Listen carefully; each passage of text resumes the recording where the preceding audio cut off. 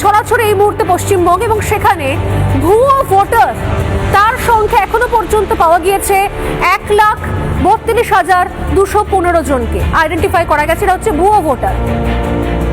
ভুয়ো ভোটার মানে কি? এদের যে ভোটার কার্ডটা, সেই ভোটার কার্ডটা জাল, নথিগুলো জাল জাল ভোটার কার্ড করে এরা এতদিন পর্যন্ত ভোট দিত। অন্যান্য ভোটার 47,832। এই 47,832 এর অ্যাকচুয়ালি হেডিংটা হওয়া উচিত যে নথিতে গরমিল। নথিতে গরমিল হচ্ছে 47,832। আজ রাতে আমি শুরু করেছিলাম আজকে অসংগৃহীত ফর্ম।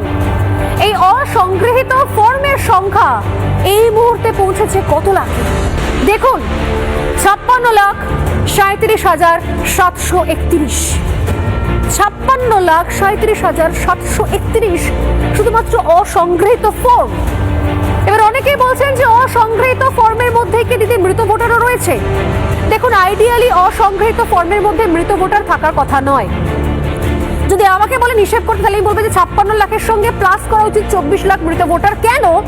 কারণ মৃত ভোটারের তারা যাদের মানে ওই তাদের ফর্মই আসার কথা নয়, শুধুমাত্র ভেরিফাই হয়ে নাম কেটে যাওয়ার কথা। আর অসংগৃহীত হয়েছে যারা জীবিত আছেন এবং ফর্মটা নিয়েছেন, ফর্মটা কালেক্ট করেছেন, কিন্তু জমা দেওয়ার সময় ম্যাজিক, ভোভা। ফর্ম নিয়েছেন কিন্তু জমা করলেন না, তারা হচ্ছেন অসংগৃহীত ফর্মের ভোটার।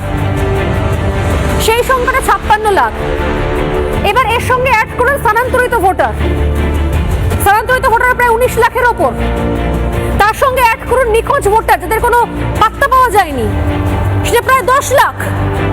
তারপরে মৃত ভোটার প্রায় 24 লাখ। কি মনে হচ্ছে দাদারা, দিদিরা, তৃণমূল কংগ্রেসকে যারা মনে প্রাণে এখনো পর্যন্ত সাপোর্ট করে এসছেন, যারা এসআইআর হওয়ার আগের দিন পর্যন্ত বিশ্বাস করতে চাইছিলেন না, তারাও এবার বুঝতে পারছেন যে আপনার প্রিয় দলটা এতদিন পর্যন্ত কোন রহস্য লুকিয়ে রাখতে চাইছিল।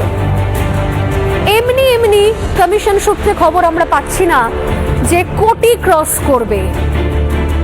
1 কোটির ওপর নাম বাদ যেতে চলেছে এসআইআর হওয়ার ফলে।